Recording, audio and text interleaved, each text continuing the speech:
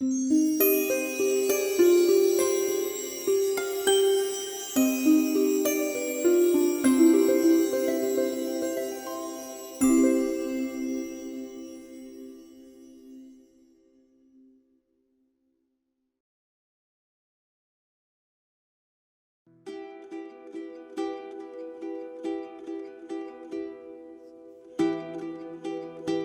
62 دوباره دانشگاه باز شد.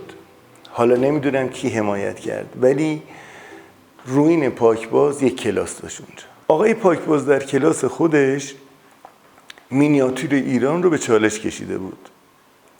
خب میدونید دیگه، ما یه گنجینه بزرگی از تصویر داریم، از شاهنامه شاه طهماسبی و بایسانوری و جلایریا و اینا. و یه نفر دیگه ای توی دانشکده هنرهای زیبا بود که آدم بسیار موقر و جدی بود و تاریخ هنر رو خیلی خوب عنوان میکرد و کلاساش خیلی موفق بود، به نام آقای پتگر، ایما پتگر. در نتیجه این دوتا یه تأثیری روی اون بچه ها گذاشتند.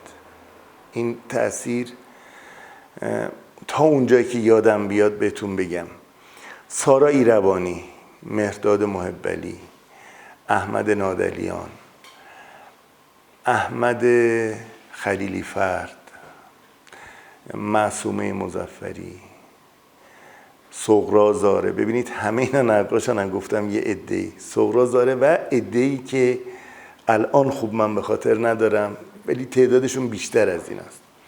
اینا شروع کردن با بحث امروزه کردن نقاشی گذشته ایران، یه بحث جدی رو راه انداختن. پیرو صحبت‌هایی که هر جلسه، هر هفته آقای پاکباز، امام پیچ، مسلمیان اینا با هم شروع می‌کردن و حرف زدن، اونجا ادامه پیدا کرد. به هر جهت خب در دانشگاه تهران از سال 62 بعد از بازگشایی یه همچین اتفاقی افتاد. بهمن بروجردی در دانشگاه تزیینی الخاص رو دعوت کرد. الخاص توی دانشکده با احترامی که بروجردی بهش قائل بود و اهمیت به طراحی و کار کردن میداد، یه فضایی رو ایجاد کرده بود که واقعا بچه‌هایی که طراحی میکردن مورد احترام بودند. و من یادم یه بحث جدی راجع به کلاژ رو از آقای بروجردی با یه تشتتی ازش یاد گرفتم. یه نمایشگاه تصویرسازی بود توی طبقه دوم دانشکده تزیینی که یه بچه یه گلی کشیده بود، یه پرنده کشیده بود و چیز چسبونده بود، پر چسبونده بود به جاش. بروجردی ناراحت که ببین چقدر نمیفهمم، چیزی رو که تو با نقاشی میتونی بکشی چون بلد نیستی میچسبونی، این باید تغییر هویت بده. و راستم میگفت. یعنی شما وقتی یک جسمی رو وارد یه بوم میکنید، اگر هویتش هویت قبلی باشه که کاری نکردید که. وقتی این تبدیل میشه به یه عنصر دیگه، در واقع یه فضای تجسمی دنبال میشه. و ما میگفتیم خب بله، خیلی عمیق نمیفهمیدیم، ولی میگفتیم که بله، ما اگر قراره که ما یه دونه پرنده بکشیم باید بلد باشیم بکشیم. اگر برگی رو میذاریم و هویتش تغییر میکنه بکنیم. ببینید این یه درک دیگری است. منتها خیلی الکن حقیقتش. یعنی اونجوری این بحث اینطور نبود که ما عمیقا فهمیده باشیم.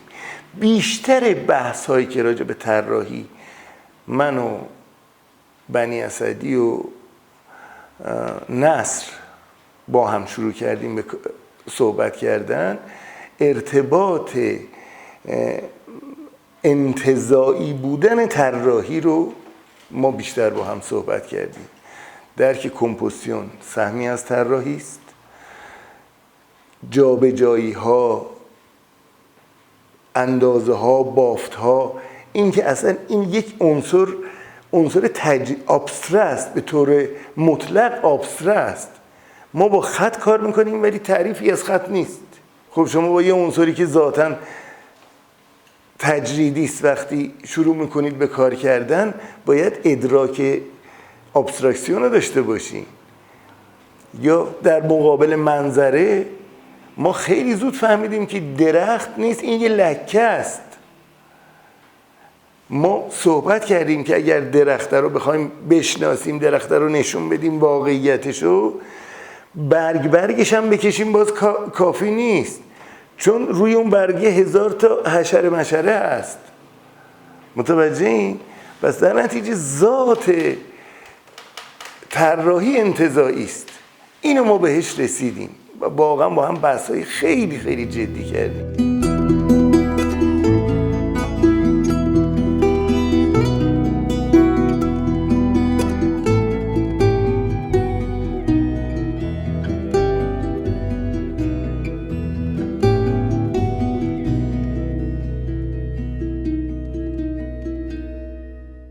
بحث‌های جدی هویتی، یکیش پاکباز بود بهتون گفتم، یکیش الخاص که میگفت بابا چی میخوای بگی با کارت؟ حرفت چیه؟ 2 تا لغت داشت، من اینو میخوام اینجا بگم. اولا هر کسی یک کاری رو 2 دفعه نشون میداد ناراحت میشد، میگفت هرگز در یک نمایشگاهی 2 تا کار نشون ندید، انقدر فعالیت بکنید که تر و تازه باشید. یکی دیگهش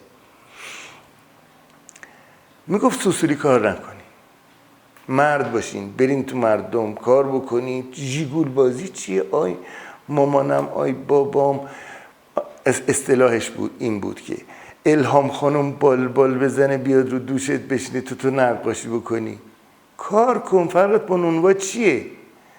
اون 8 ساعت باید کار بکنه، زندگی بکنه، تو هم 8 ساعت کار بکن. چطور میگی 6 ماه من کار نکردم؟ مرد حساب این حرفا چیه؟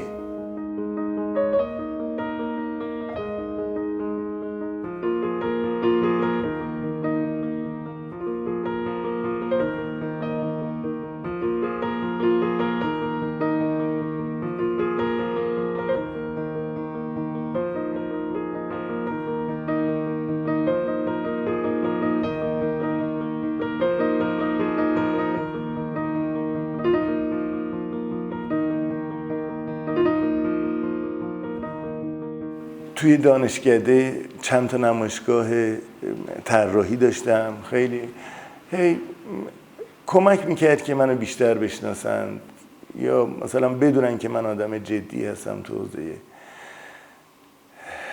تجسمی و نقاشی.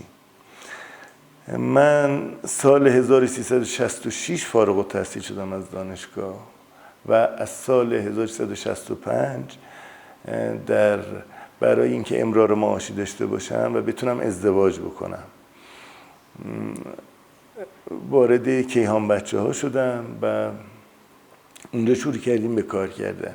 یه جمعی از تصویرگران در کیهان بچه‌ها شکل گرفت که اینم یه سهم مهمی از زندگی منه. کریم نصر، من، علی خدایی، فریبا افلاطون، اکبر نیکانپور،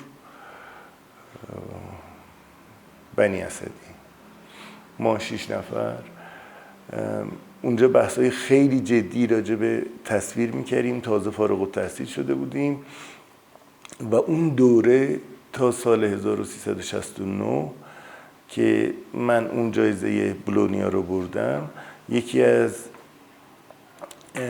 مهمترین بخش‌های تصویری کودکان در کیهان بچه‌ها شکل گرفت.